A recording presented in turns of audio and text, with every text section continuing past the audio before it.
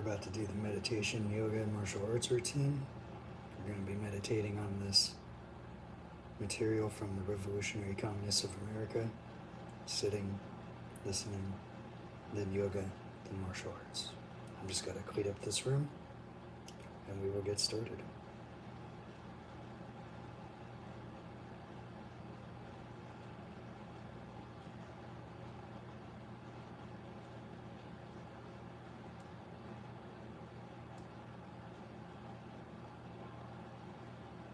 Let's see.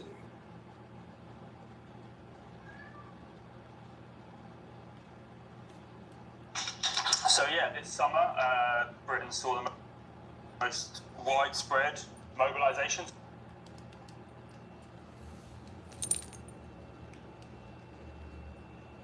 You see to the extent that you've had mass layoffs, it's been in tech. And to the extent that you have huge unemployment, it's for recent college grads, particularly computer science. I mean, that's where you have this slowdown. And think about, for the first time, this is one of the stats that Comrades were discussing this week, recent college graduates now have a higher unemployment rate than the general population.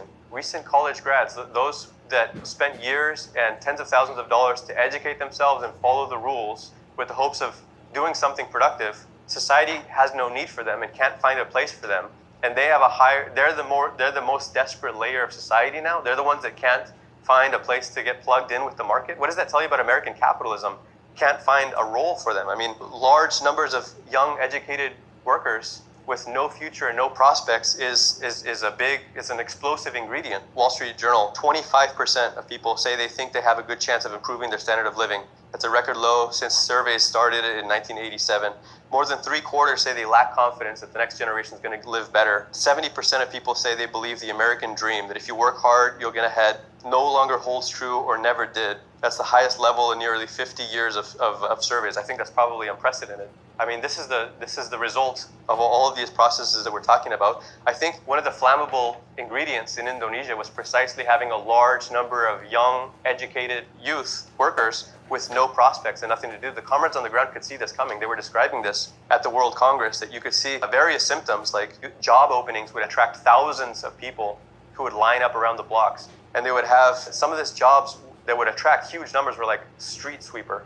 And people were quoted in the line saying, well, yeah, I'd rather be a street sweeper than to live on the street. This is the level of desperation that young people, they were saying that the most popular book right now, the bestseller among young people, is a fiction book inspired by the 1998 revolution. This was all in, early August when we were in Italy. I mean, they could see very clearly what was about to happen. In February, you had Dark Indonesia. This was a short-lived movement, mostly of young people also. It wasn't quite on the scale that we're seeing now, but the new president, Prabowo, was elected in November last year with a landslide victory and a supermajority in the parliament. He was talking about gold in Indonesia. We're going to develop Indonesia, and we're going to become one of the strong powers in the world. And then he starts in with harsh austerity. I mean, cuts to every single ministry. Meanwhile, what really kicked it off a few weeks ago, in the middle of last month, was when ministers gave themselves a $3,000 raise at a time when most workers are earning less than $300 a month. And that's what set off the social explosion. And then when you had this 21-year-old delivery driver, Afan Kurniawan, killed, being rammed by a tactical vehicle of the police, that's what really transformed the protest into a nationwide insurrection. I mean, there's no other word for what's happening right now. They're calling for the dissolution of parliament. Members of parliament are having their mansions raided and looted, stormed by protesters. One of these members of parliament, they put do you have anything to say about the protesters that are calling for the dissolution of parliament? And he says, yeah, I would say that they are the stupidest people on earth. And then he finds that his home is stormed by thousands of people who are live streaming themselves, taking a $600,000 watch out of his bedroom. I mean, this is what's happened. This has happened to the finance minister of the country and to various other members of the state. Not only that, their prime target, they've burnt down the parliamentary buildings throughout the region. Indonesia is actually it's a pretty huge spread out country. It's got a massive population, 284 million. It's the fourth largest country in the world by population, right after the United States. There's regional parliamentary buildings. 37 of them have been stormed, have been burnt or damaged to some extent. That's as of a week ago. By now, maybe they've hit the 40. The protesters have burnt down not one police station, not 50, but hundreds of police stations. They've burnt them down across the country. I mean, what this shows you is that a revolution is unfolding. It doesn't have a leadership,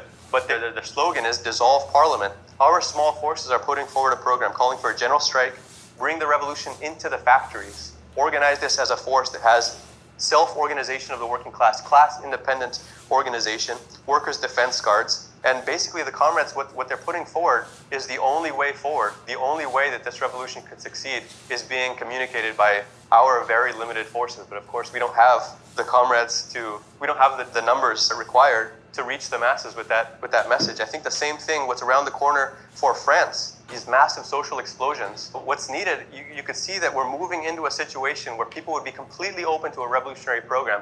Every move that they're making is showing they want a class war, and they want that class war to escalate. The anger isn't finding a channel, it's not finding a leadership that can show where it would move forward. But I think in the long run, the point of all of these perspectives is that these scenes are the logical outcome of the entire situation. The ruling class has no way to avoid this same fate. They can't avoid what's happening in Indonesia, happening at a certain point in the OECD countries, happening at a certain point in every country on earth, because their system, the exhaustion of its system, is something that they have no control over. They cannot reverse that. And that's the meaning of the crisis of capitalism. I think if we can help the comrades understand history is locked into this trajectory. It's a matter of time before we're faced with a revolutionary explosion on the order of Indonesia today. And it's all a question of having our forces prepared to be able to intervene in it, to play our role in history.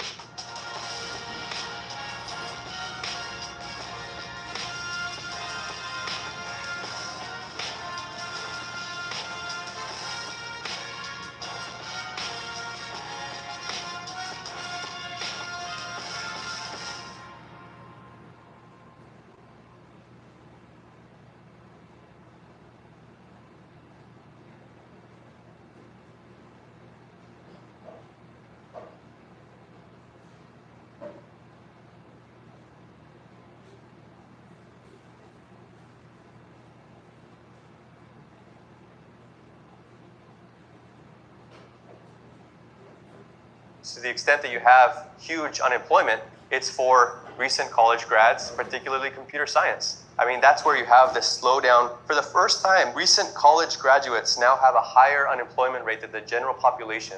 Recent college grads, those that spent years and tens of thousands of dollars to educate themselves and follow the rules with the hopes of doing something productive, society has no need for them and can't find a place for them. They're the most desperate layer of society now. They're the ones that can't find a place to get plugged in with the market. What does that tell you about American capitalism? Can't find a role for them. I mean, large numbers of young, educated workers with no future and no prospects is an explosive ingredient. But the Democrats are at an all-time low, in their polling. The Wall Street Journal published a few weeks ago a poll finding that it was at a 35-year low, basically since their polling record, they started tracking it. But it's not because of just the party got too woke. And it's not just because of how uncharismatic Kamala and Biden were, or how badly they campaigned or anything like this. We have to understand that the fate that the Democratic Party has suffered is part of a global phenomenon that's throughout the West. All of these OECD countries where you have this picture of decline for the status quo, for the ruling institutions, for all the parties that governed in a very stable way. Think about how many of these countries had two-party systems. I started just looking off the top of my head from a few of the UK, it was Tories and Labour for a long time. Your turn, then my turn, then your turn. Kick them out, then the others come in. In Spain, it was the PSOE and the PP on the right. In Germany, the SPD and CDU. In France, it was the Republicans and the Socialist Party. All of these, one after another, they all had a very stable arrangement, and they all entered into crisis roughly around the same time. When Trump and Sanders emerged on the scene in 2016, roughly that was the period where you had a disruption of all these two-party stable arrangements everywhere. I would say in the US, you had the same thing. It just didn't lead to the creation at this point of a new party, except if you want to, in a sense, the Republican Party pre-Trump and the Republican Party, it did kind of lead to the creation of a new party within the form of the old, and the Democrats are in a total existential crisis of their own. So you've had this disruption everywhere. The common feature of all of these countries is that, there's this generalized hatred towards all the parties that ruled for a long time, and the only force that's capitalizing it is on the right. It's the right-wing populists. There was an article on Marxist.com recently about Japan having its own version of this, the Sanseito is a right-wing populist party. Their slogan is there's no party worth voting for, so we're going to build one from scratch. Not a bad slogan. And they had just 2.8 thousand members in 2020. Now they just got 9 million votes in the upper house in Japan. One of their other slogans is Japan First. They're capitalizing on discontent, on anger against immigrants in Japan, and their base is basically youth and young men. I mean, this is a very similar situation all throughout, and this is one of the OECD countries. This means that the establishment is on the defensive all throughout the West. And it's just like with the Democrats, and Trump calls them the deep state, but the average human material that filled the federal bureaucracy was on this side, was born of this kind of outlook. You can call them the neocons. When Trump came around, they looked at him like a threatening foreign object that was out of his element, that didn't belong, and they tried everything to do to paralyze him and to stop him. I mean, this Russiagate thing, if anyone listens to The Daily, there's some episodes of The Daily of the New York Times podcast that are just insufferable, but this Russiagate one, they were treating it like Trump is just coming up with this baseless hoax that the Russian collusion in the 2016 election wasn't real. And now Trump's using this, he's weaponizing this to go against Obama officials. It was not real. What did Russia do in 2016? Having chatbots, as J.D. Vance said at the Munich Security Conference, having some chatbots and social media posts, if that's what brings down your election, what does that tell you about the strength of your democracy?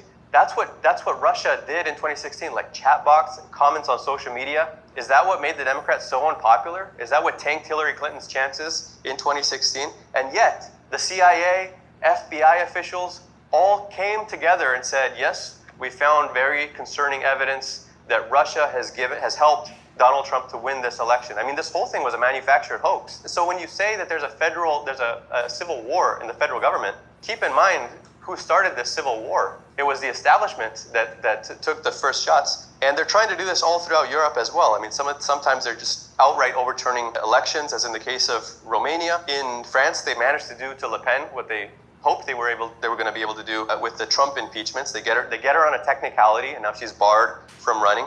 But none of these moves have done anything to stabilize, to bring back stability for them. None of them have helped improve the appeal of the status quo of all these hated parties. And so in each of these countries, in Germany, the AfD is the most popular party now. The Rally in France is still leading the polls. Farage, Reform UK, is still leading. In each of these parties, this is the one force that is tapping systematically into that discontent. I would say also that the troubles facing the European ruling class have really only started. I mean, you're seeing like a sense of panic in the European ruling class in particular, but the debt level of the OECD countries has skyrocketed. The average debt to GDP is around 111%. Interest payments in France are the single biggest expense in the French budget. Bayrou, I hope comrades are watching what's happening in France. Bayrou, the president, is about to fall, scheduled to fall on Monday. And the language coming out of the French labor movement is incredibly militant. I mean, they're basically quoting Lenin,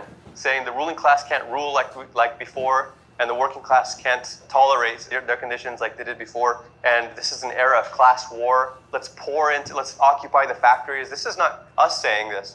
This is the Unité CGT. This is like the left wing but this is a massive force. But these are the conditions, this is the mood among the French working class. French ministers have said openly, 2 different French finance ministers have said that France is going to need an IMF bailout. You have high-profile UK economists saying the same thing about Britain, about the British debt. The IMF has $1 trillion in lending capacity. Just to put it into perspective, British debt is 3.8 trillion, French debt is 3.1 trillion.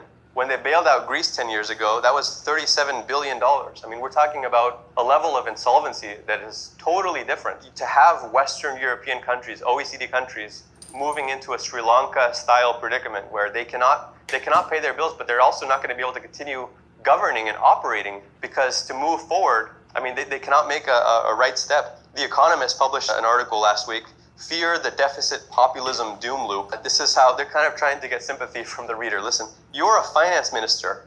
Put yourself... I had to take a government class in high school, and they gave us like pretty much this exact scenario. You're a finance minister after a decade of meager economic growth, shocks from a financial crisis, a pandemic, and sky-high energy prices. Public debt is worth more than your country's GDP. Interest rates are at their highest in years, and merely servicing outstanding debt is taking up an ever greater share of tax revenue.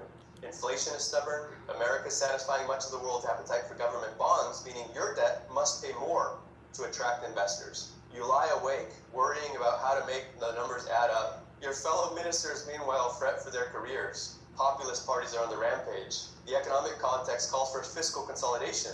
The political one warns against austerity. What do you do?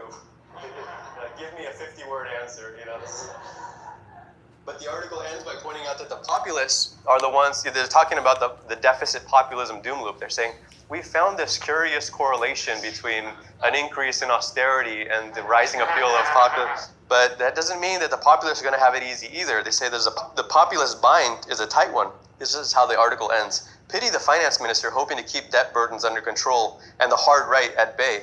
At least during his sleepless nights, he can console himself that when he is booted from office, his populist successor will face many of the same constraints. See how they like it. And that is true. I mean, once you have this force in the wings that can benefit, and they're skillfully doing everything they can to use this. All of this discontent or all this incompetent bungling from the establishment parties, everything the establishment does to try and hold them off is only helping them.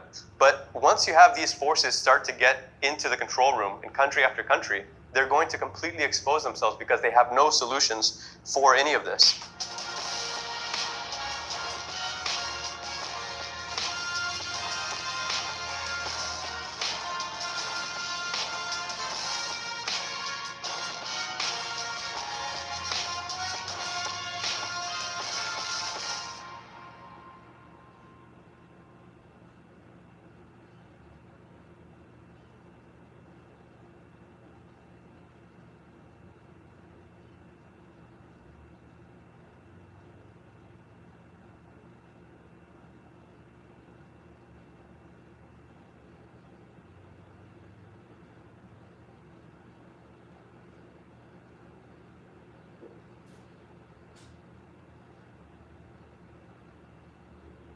This is an editorial that came out today from the Wall Street Journal. It's entitled "The People's Republic of New York City." Let me just read the first line of it. The easy victory by Zoran Mamdani in Tuesday's Democratic mayoral primary marks a sharp left turn for New York City.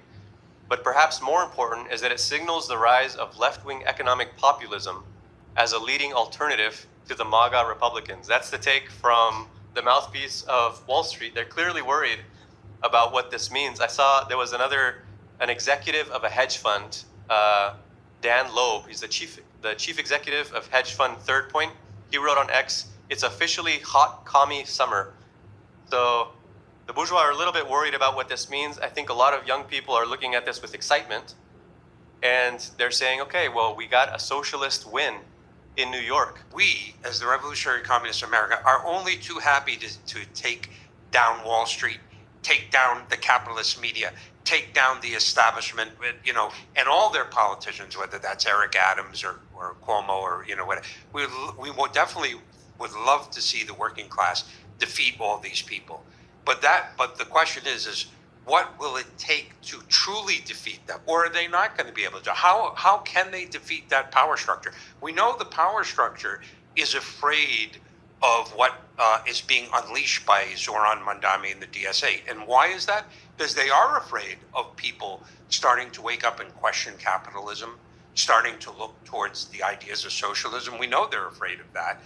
But we also have to ask, is the Zoran Mamdani mayoralty and his campaign, is that really going to bring about what he's promising? If you haven't read our U.S. Perspectives document yet, which was just approved unanimously by our successful Congress that we just held in Philadelphia a few weeks ago, we actually predicted this, precisely what this mouthpiece of the American bourgeoisie is saying, that the only way that the Democrats can get out of their current funk is to adopt this left economic populism, or left populism, to sort of give left cover to their policies to try to re-energize people. But of course, we understand that they're doing it, there's obviously a lot of very well-meaning and intended people in the rank and file of around these kinds of movements. But at the top, it's a cynical ploy, again, to try to keep people within safe limits. They want to keep things from getting out of control.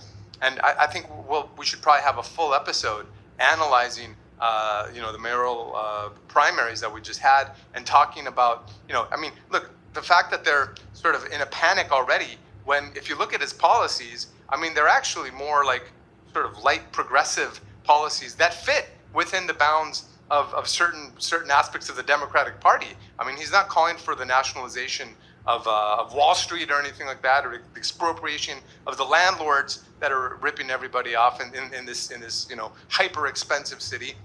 He's talking about having a handful of city-run grocery stores when the grocery industry is a global industry, huge thing that you can't tackle within the limits of one city. You can't have socialism in one city or socialism in one state, or even in a country as big as the United States. It's got to be a worldwide system, and that's what we're fighting for. And so, we have to explain all these things, understanding that yes, on some level, this does represent a victory insofar as 42,000 people canvassed for him. That's a lot of human energy and enthusiasm for changing the status quo. But we're going to have to explain in a friendly way, of course, why ultimately what he's proposing is going to lead to disappointment. Because if you limit yourself to the system, as we were just saying, then you're going to hit a brick wall eventually. And that's why we have to rupture that system altogether. Seeing echoes of 2018 here with AOC's style upset against Crowley, who was a big, dominant establishment figure that all the polls thought had it in the bag when she ran for Congress in that district. You had a young person, an outsider, someone that had a combative message against the establishment. And it's true, like Cuomo is a typical establishment, had the backing of Bloomberg, was endorsed by Clinton, had all of this money, was using his reputation as someone that had already been in government and had all this staff and knew. He was attacking Zoran for being a nobody, for having achieved nothing, for being an outsider to politics. If anything, all of that only helped the Zoran campaign. And the fact that Zoran Mamdani won, and he won, it wasn't a protracted election. There weren't all of these rounds of counting the various rankings. He won handily, and Cuomo then just basically conceded the race last night. We weren't sure if we were going to even have a result last night. It shows something about the mood in New York, the mood of the working class. Like Cuomo, Zoran puts himself forward as someone in solidarity with Palestine. This is a big poke in the eye to the Zionists that have long been dominant in New York City politics, as with so many other cities. This is a jab against the establishment, and so that's a big part of why they're worried. But just like with Sanders and AOC and the Fighting Oligarchy Tour, it's not that Zoran is taking this step in order to begin a revolution. It's not that he's trying to engage in revolutionary politics. It's not that he's trying to build a socialist movement as such. He's very clear that he's trying to rehabilitate the Democratic Party. And his campaign began after the presidential election last November, when he went up to the Bronx and started interviewing people that voted for Trump and doing, again, just like AOC was, trying to bridge the divide and say, okay, do you feel like the Democrats aren't paying attention to your needs and you're worried about the affordability crisis? Well, we need to get the Democrats back on the right track. And he's been saying these statements. If you want the working class to go back to the Democratic Party, then we need the Democrats to change its course. You can see the whole perspective from Mamdani is to change course of the Democrats. Our whole perspective is to destroy that party of the ruling class and to expose both of the ruling parties of the system. And I think that a lot of people on the left, a lot of people that are excited by Mamdani's campaign, don't understand why class independence is so important. And why, a lot of them, they seem to frame this position of ours like an irrational obsession with purity politics.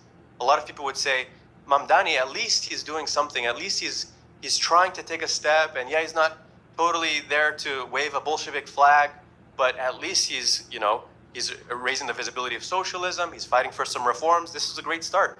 Why shouldn't we support him? Mamdani means well, and that he wants to do the best he can to improve the conditions of working people. But if he would listen to us, if he would like to engage in a discussion, we'll invite you, Zoran Mamdani, you have a invitation to come to our podcast, and we'd love to have a discussion and debate with you on this and on what is the right way forward. But the first thing I'd start with is what is causing the problems that are affecting working class people? Why is the standard of living going down for working class people in this country and around the world. Why is there more and more instability? We would say it's a crisis of capitalism. Capitalism is in a decline, a historic decline, not just in the United States, worldwide. And you cannot fix the system. You have to overthrow the system and transform society along socialist lines. We have wonderful technology. We have millions of people with potential labor. You put labor and technology and resources together, and you could make a world where everyone will have plenty, not just enough, but have more than enough. We can have a much better life. But you can't do that within the confines of capitalism.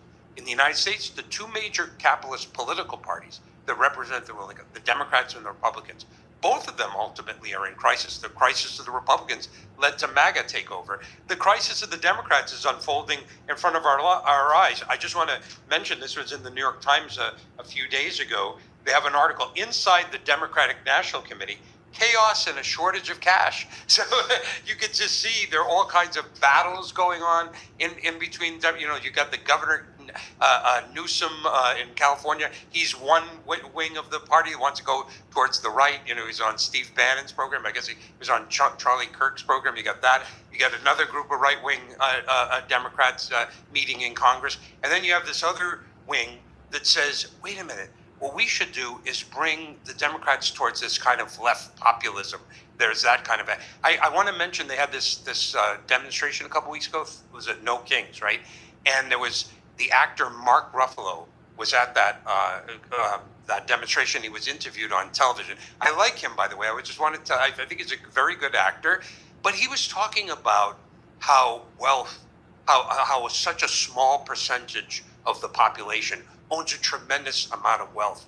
And then he linked it to that demonstration against Trump. But, you know, we have to ask Mark, you know, and again, I think he's a great actor, but how did that wealth disparity happen? It wasn't just under Trump. It wasn't just like since January 20th that a small group of people own mostly everything in the economy, right?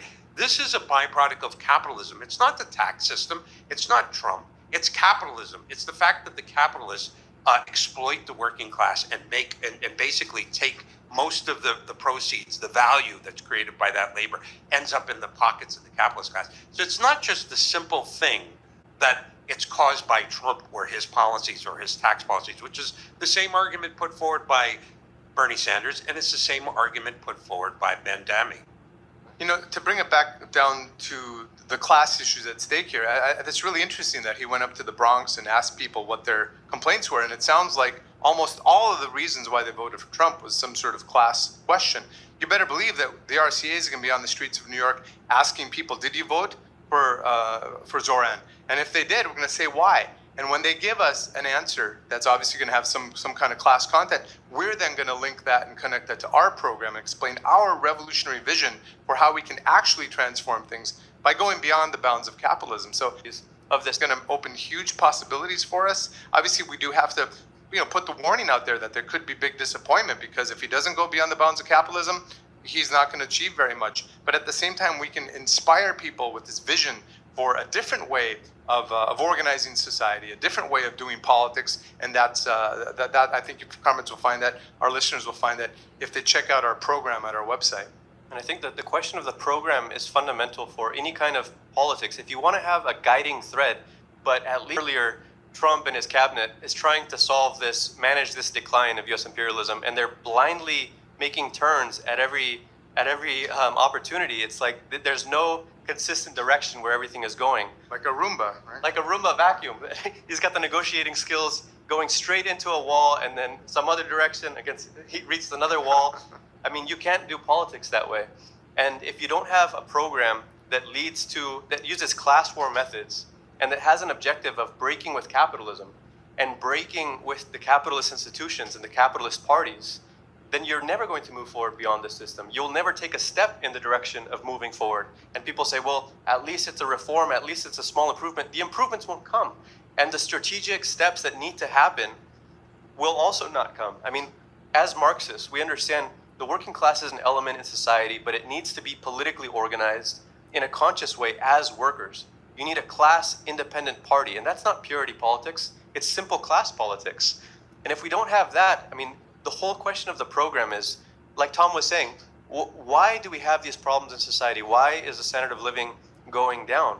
For us, we have a Marxist analysis of this, and it's an analysis of power in society. Power isn't just some amorphous thing. Everybody has a little bit of power, or getting elected into the mayoral seat gives you power. That's not how power works. There is a capitalist state, and that's the entire apparatus is the question of power, and that is dominated by another class. And that class's ownership of the means of production, of finance capital, of the bank, you're going up against the billionaires. And the social relations, you're talking about private property. That's power, that's capitalism. Those are the lines you have to be willing to cross if you actually want to deliver any kind of real reform, any real improvement. And if you don't recognize those things as the obstacles, if those aren't your parameters, then by default, you can already say that the thing is going to be doomed. Sometimes socialist activists say, we have to just capture the Democratic Party line and win an election. Well, who's capturing who?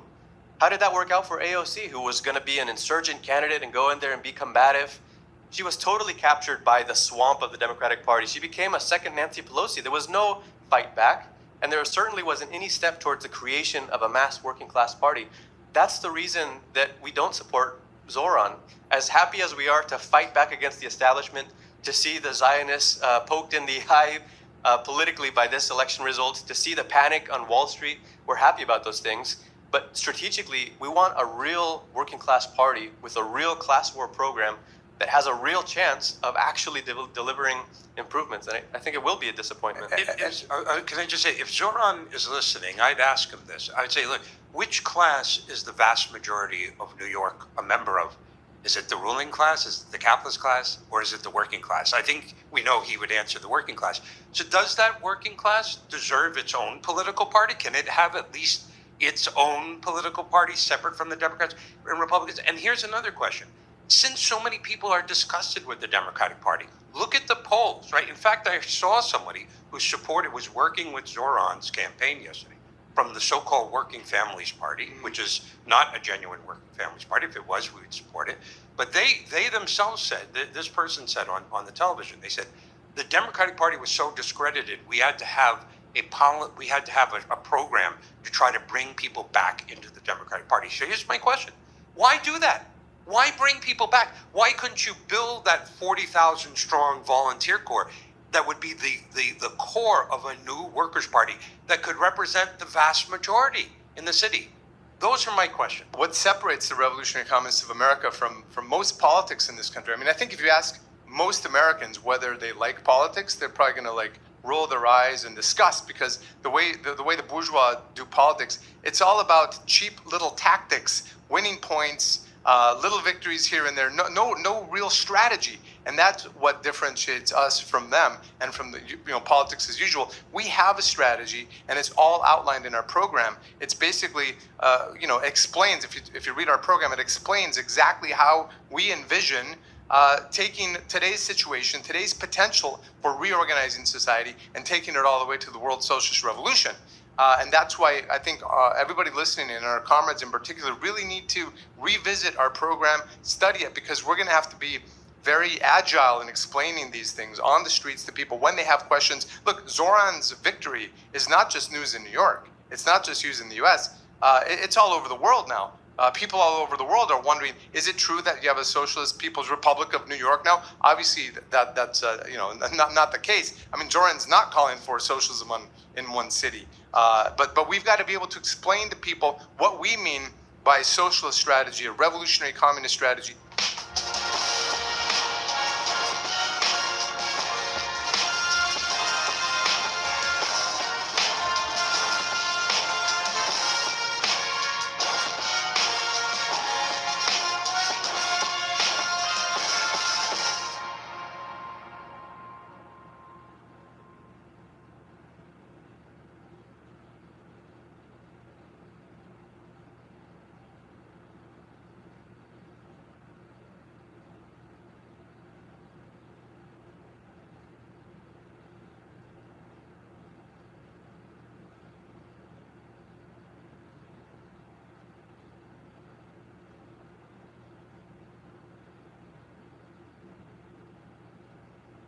Well, thank you, Comrade Chair, and it's great to see a a large audience, budding Stalinists who come to our faction meeting here.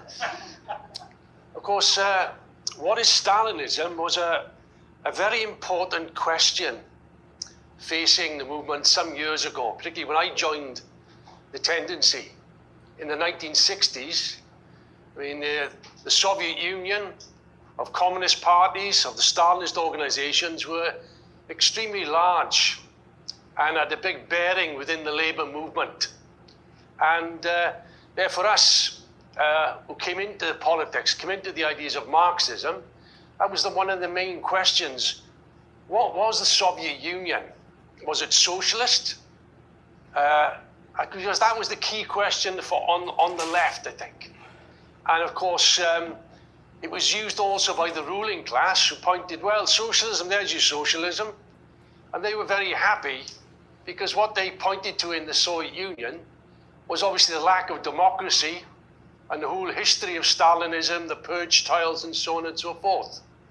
And therefore, for us, it was important to understand what it was and how it was going to develop and what was the future, if you like, for the movement. Of course, in relation to Stalinism, obviously it comes from the name of Stalin, ruled the Soviet Union after Lenin's death up until his death in 1953. But then he had the continuation of the regime, if you like, of the Stalinist regime, Stalinism without Stalin, from 1953 onwards until the collapse of the Soviet Union. Clearly, Russia and all the so-called socialist countries which existed at that time, of China, Poland, East Germany, Hungary, and so on, clearly they were not capitalist countries insofar as that the means of production was nationalized.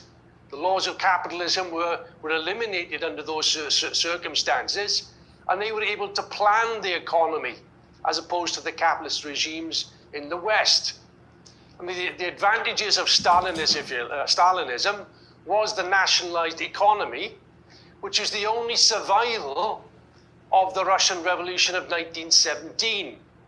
But that was an important gain which allowed these systems, these societies, to move forward despite the enormous bureaucracy, the totalitarianism, the lack of workers' democracy which existed within these particular countries.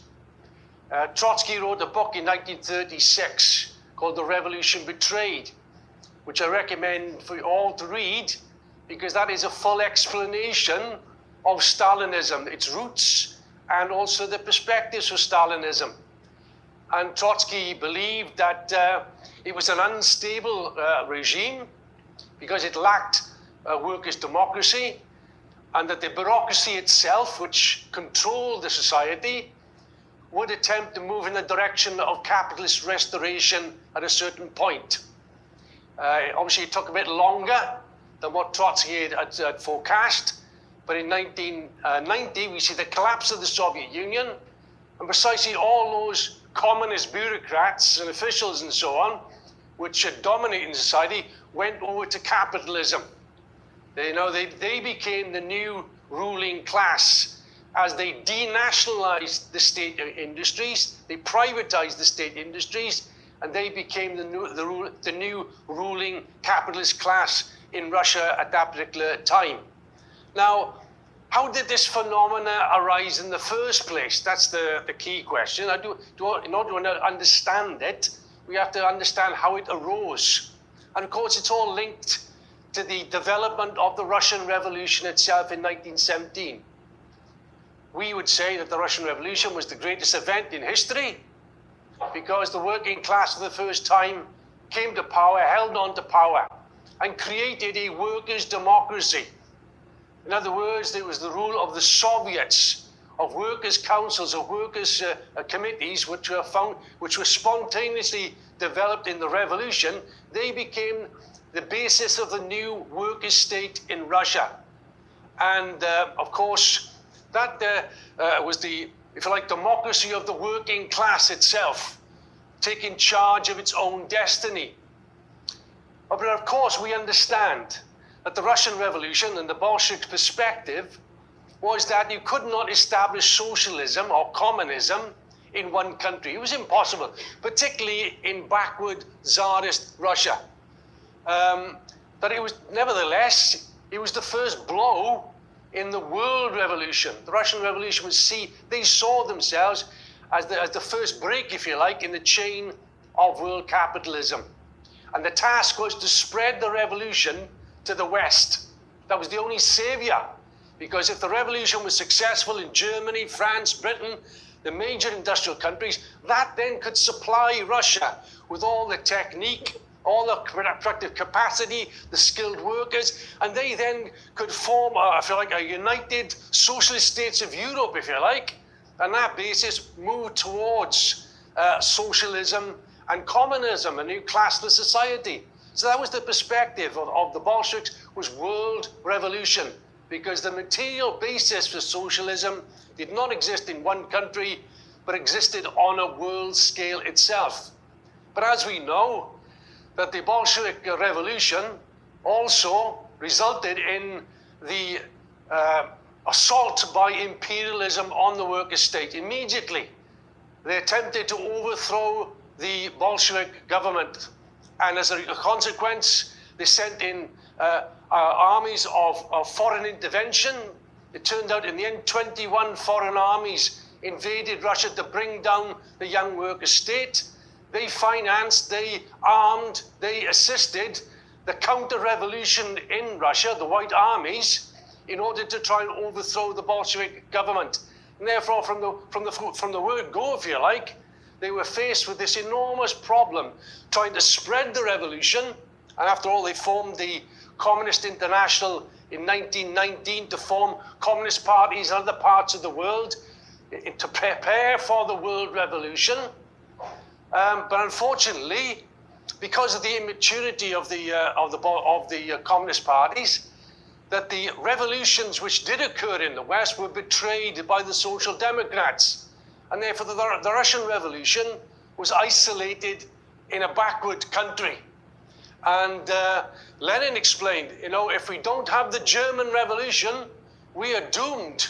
That was the perspective. If they didn't break out of this isolation, this besieged fortress, as they called it, then inevitably the revolution would be crushed. And therefore, everything was based upon the world revolution. And of course, the task of the Bolsheviks was to hold on as much as they could, to institute as much as they could themselves, despite all these objective problems that they faced.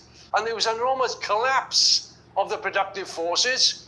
They met with a blockade, for instance, the problems of the First World War, the destruction of the First World War, the imperialist blockades, the intervention, the Civil War. There was an almost collapse of industry and technique at that time. The railroad system was put out of operation, which is vital for the economy, and the whole of agriculture declined. The industry declined at that stage. They were holding on by their fingertips. In 1920, half the populations of Petrograd and Moscow left the cities and went back to the countryside because of famine at that time. There's even recordings of cannibalism in Russia in 1920. Such was the horrific conditions created by imperialism, which surrounded and tried to strangle the revolution. And as a consequence, all that the Bolsheviks were attempting to do under Lenin and Trotsky was to hold on and work for the world revolution, the only savior that could get them out of this problem. Unfortunately, as we know, the revolutions internationally, the German Revolution 100 years ago today, 1923, was defeated because of a false leadership, because the Communist Party, which could have taken power, because of the advice of Stalin and Zinoviev, held the movement back, and they missed the opportunity. And as a result, the revolution went down to defeat.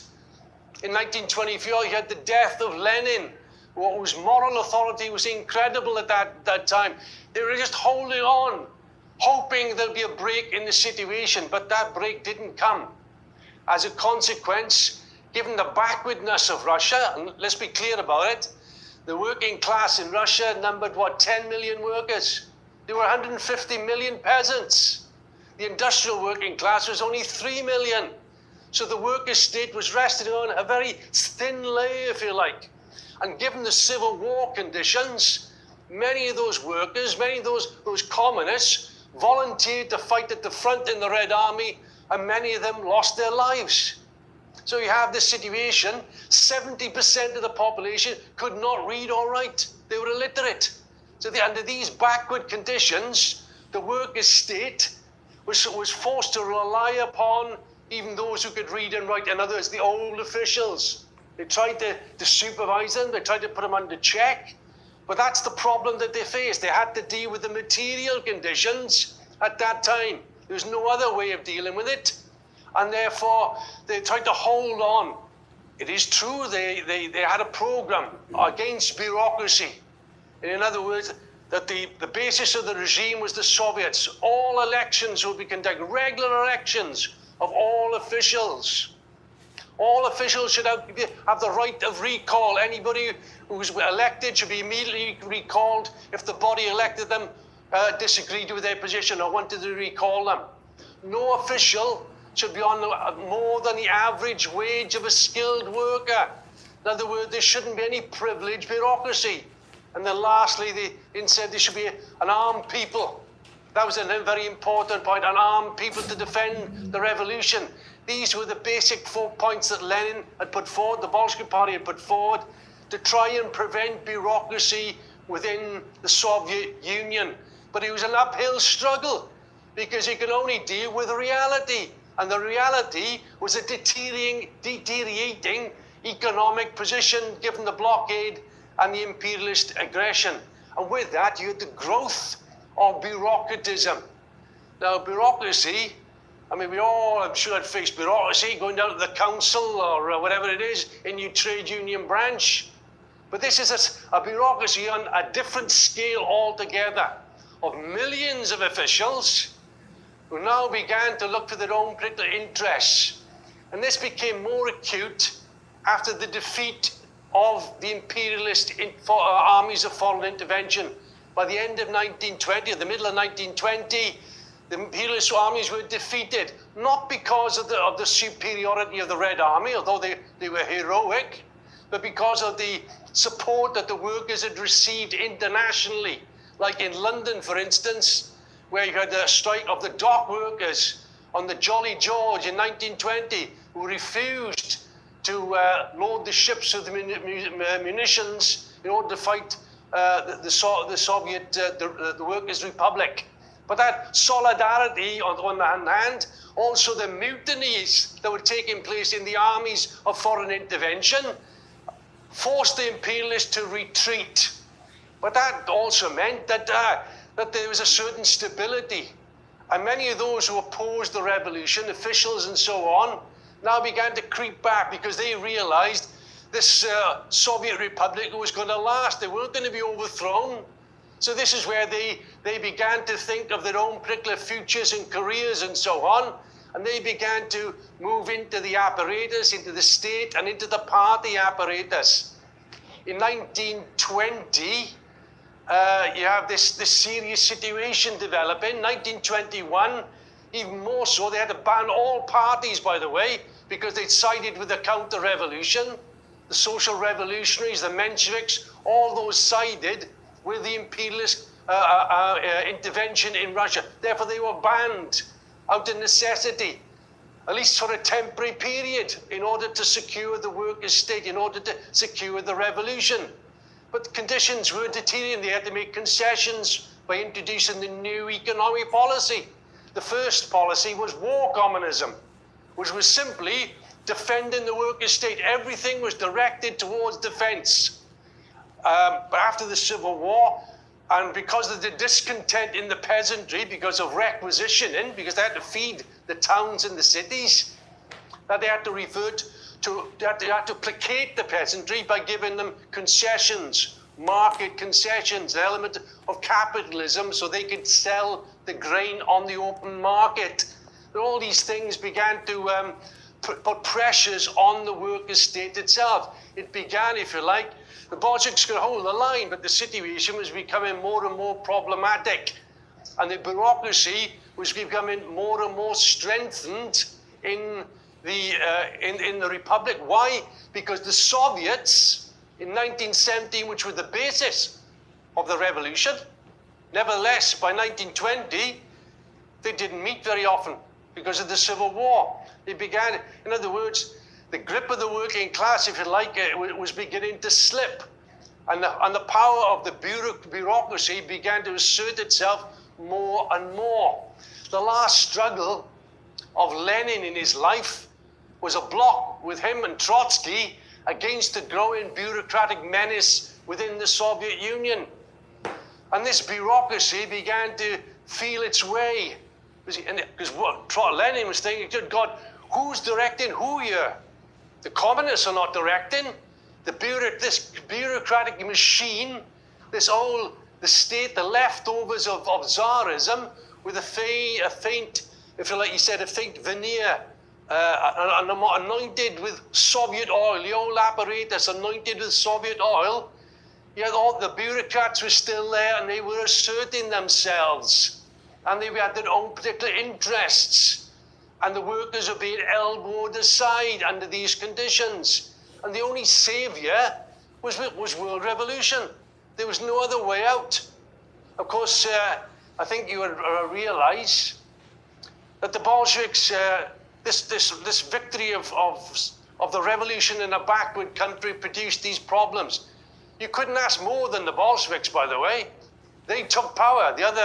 The Social Democrats betrayed the revolution. The Bolsheviks took power.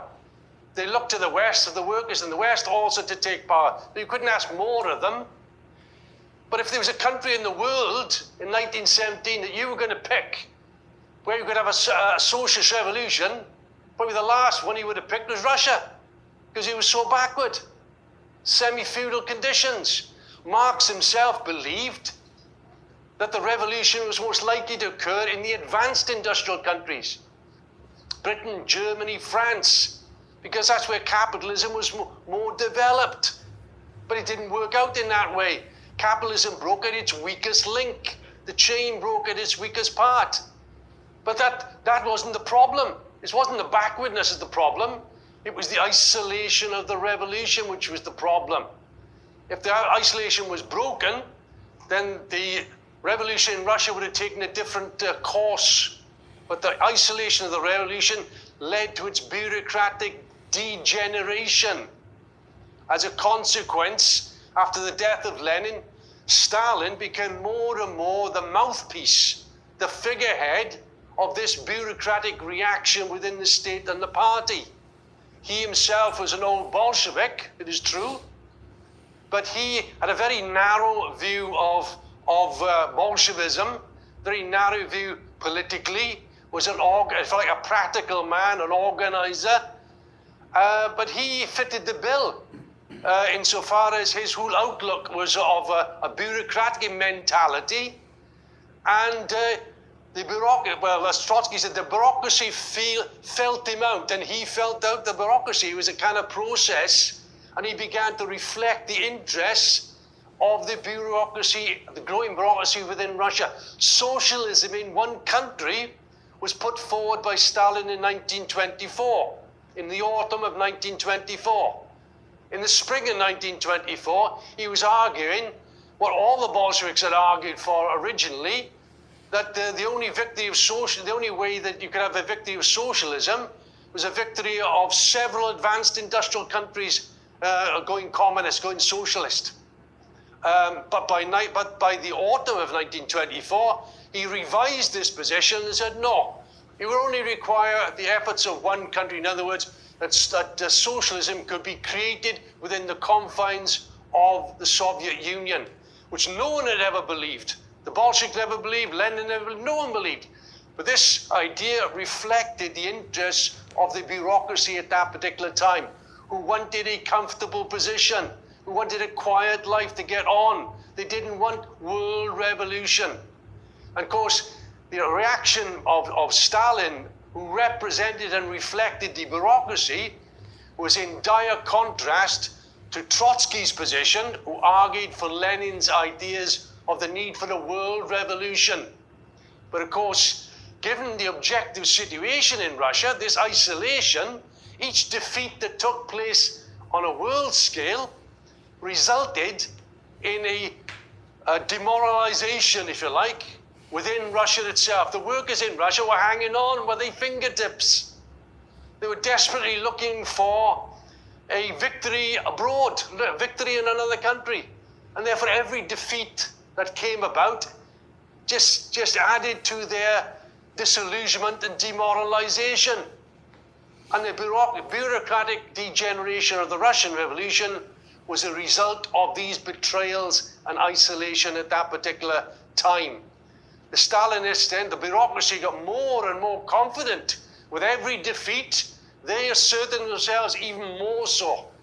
And obviously Stalin reflected their particular interests, and the first attack was against the left opposition, which they expelled along with Leon Trotsky. Then in 1930, they expelled the right opposition. In other words, opposition was being eliminated at that time. Stalin's policies also began to change. Rather than Lenin's policy of world revolution and socialist revolution abroad, his policies became more opportunist, like in 1925-26 in Britain.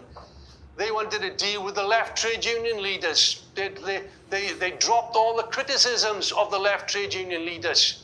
In China, it was even more of a disaster. They looked for a bloc between the working class, which is very small, and the progressive bourgeoisie. They called it the bloc of four classes, which resulted in the defeat of the Chinese Revolution in 1927 and the butchery of the workers in Shanghai. But these policies, if you like, they were more opportunist policies. They were looking for a shortcut, if you like. And it was very similar to the Menshevik ideas, as a matter of fact, before 1917. The Mensheviks had a stagist theory. You know, first of all, we have to have the democratic revolution. We have to have the revolution, a capitalist revolution. Then the working class will grow and develop. And then later on, we'll have the socialist revolution. In other words, a series of stages. And that's what Stalin adopted in relation to foreign policy. However, there's a zigzag that occurs. In 1928-29, they go from opportunism to ultra-leftism. And we see this manifested, particularly in Germany, where Stalin comes forward with this brilliant idea that the Social Democrats, that is the reformist workers, were the same as the fascists. And they invented the term social fascists. In fact, everybody was a fascist according to the Communist Party leaders, the Stalinists, except them. You had your reformist fascists, you had the social fascists, your Trotsky fascists, you had radical fascists, you name it, and you fascist. So everybody's there. But that led to a calamity in Germany. Germany had the most powerful communist party in the world. And we know that the Social Democrats and the Communists, if they'd linked together, they could have defeated Hitler, who didn't have a majority. But the problem was that Stalin's policy prevented that. There would be no united front, or a united front from below, he said, which is a meaningless thing. And as a result, the attack, calling the Social Democrats social fascists, as if they were worse than the fascists, resulted in the split and division of the German working class. And Hitler was able to come to power without breaking a window pane. It was a tragedy of the first magnitude. The victory of fascism in Germany was a result of these scandalous policies being pursued by the Communist International, by the Stalinists. And of course, they burnt their fingers over this. And there was a turn again. A turn towards popular frontism is called. In other words, that the communists and the workers' party should link up with the bourgeois party, the liberal parties. There should be an alliance against fascism. You should join up with the liberals. And this again was a program of the Mensheviks. It was a Menshevik type program. And of course, the Popular Front which came to power in France and in Spain, also led to disaster because they tried to hold back. In other words, to keep an alliance with the liberals, you had to abandon your revolutionary program. And when the revolution broke out in Spain in 1936, the Stalinists held the revolution back. In fact, at that time, you could say that Stalin deliberately betrayed the Spanish Revolution, which could have been successful, in order to appease the allies, the democratic allies of America, of Britain, of France. But of course, that disaster and that defeat and the series of defeats led to the Second World War itself. It was a catastrophe. In the 1930s, there was a river of blood created between the regime of Stalin and the regime of Lenin. In the purge trials of 1936 to 1938, all the main leaders of Stalin's Central Committee were put on trial. First of all, they were forced to give false confessions, and they were put on trial. They were all accused, imagine it, all of Lenin's comrades in arms accused of forming an alliance with the fascists. That they were accused of trying to bring back capitalism in the Soviet Union. And they were put on trial and shot. So if you had a map of all the Central Committee under Lenin, you'd see, apart from those who died natural deaths, all the rest of them were killed or murdered by Stalin. There's only one, I think Kallentoy managed to get away as a diplomat in Norway. In other words, Stalin murdered that generation and ended up with the murder of Leon Trotsky in 1940. So this gives you an indication, the obliteration of all the physical contacts with Lenin. The ideas that the Stalinists came forward, of course, were dressed up in terms of Leninism. They managed to pick out phrases from Lenin in order to justify every single twist and turn that took place. And after accusing the leaders around Lenin of capitulating to fascism, in 1939, Stalin makes a deal with Hitler. The Hitler-Stalin Pact of 1939, where they divided up Poland, hoping that would prevent an attack on the Soviet Union, which it didn't, of course. In fact, Hitler got a lot out of this by different raw materials and oil and other exports from Russia in order to develop his war machine at that particular time. And of course, eventually, Hitler invades the Soviet Union in June 1941. Stalin, by the way, at this time didn't believe it. And as a result of his hesitation and so on, because how could Hitler, well, when we had a deal, how could he do this? And he went into a hiding for about 2 weeks. And in the meantime, Hitler's armies invaded and took over large swathes of the Ukraine and other parts of the Soviet Union and entered into the biggest conflict of the World War, if you like, in 1943 in Leningrad and so on. But here we have also the advantage of the planned economy, because although workers' democracy is destroyed in the Soviet Union, there's no Soviets, there's no workers' democracy, it's a totalitarian regime, all opposition is crushed. At the same time, they have a nationalized planned economy, bureaucratically run, it is true, but it's nationalized. And as a result, because of that, in the war, the Stalinist regime was able to move huge industries from one end of Russia to the other, regroup, reorganize the economy onto a war footing, and build up a huge Red Army that was able to destroy Hitler's armies in 1943, 44, and 45, and sweep through the whole of Europe right up to Berlin at that moment. And with that, you have the creation afterwards of people's democracies.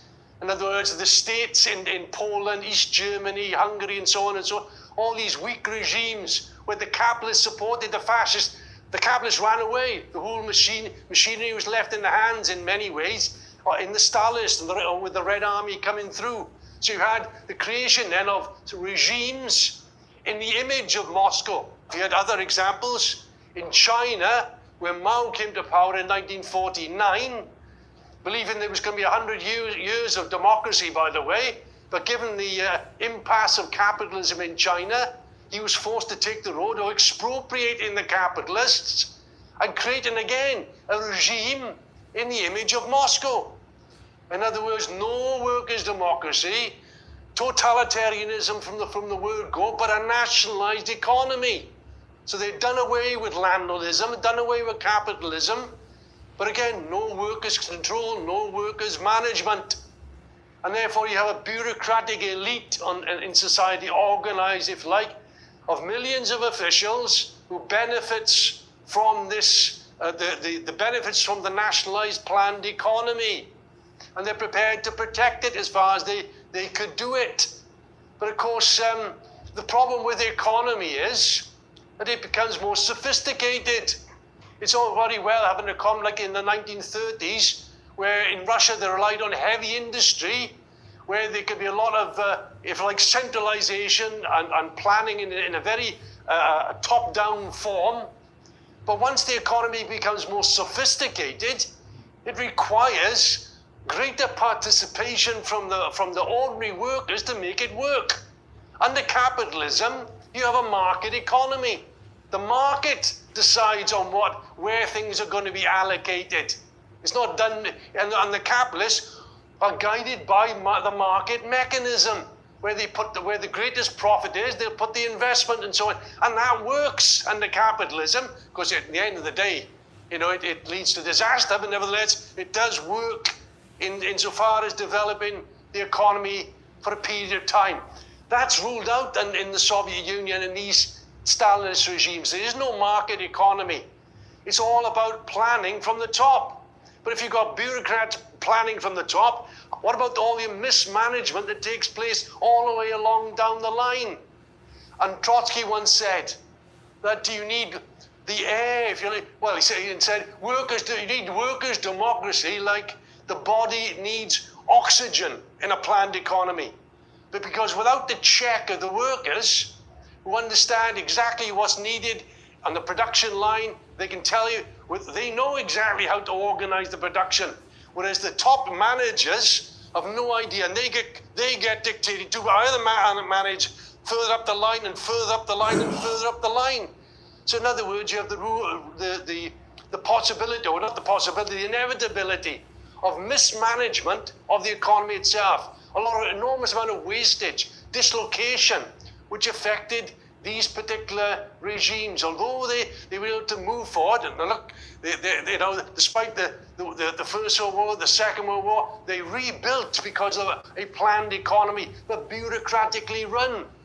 But this reaches its limits. In the 1970s, instead of the growth rates being far greater than in the capitalist West, which they were, the growth rates in the Soviet Union and these other countries began to decline, because the economy was being suffocated by the bureaucratic mismanagement. And as a consequence, they went into crisis in the 1980s.